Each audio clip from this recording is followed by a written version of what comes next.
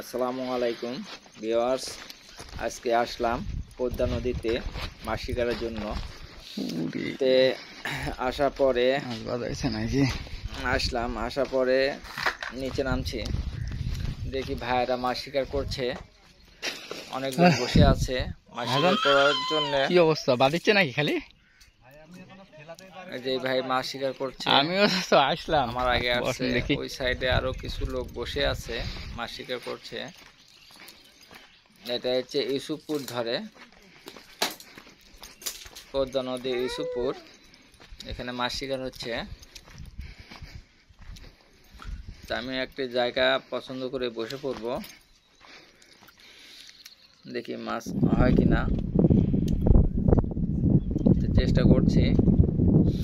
এই মুরব্বিটা একটি মাছ পাইছে, মোবাইল বাইর করতে করতে মাছটা নেট করে ফেলেছে। ওই যে নিচে নেট আছে, কেজিতে রেখে একটি কালো বাউস মারছে।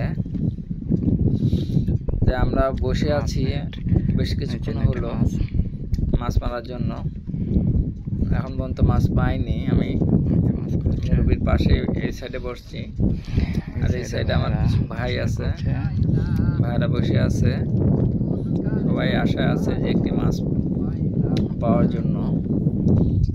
এটা ইউসুফপুর ধরে, কিন্তু মেঘের আবহাওয়া খুবই খারাপ।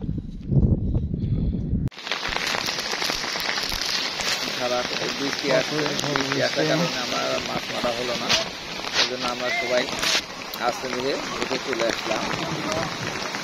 আবার 2 একদিন পরে আবার যাবো, ভালো থাকবো।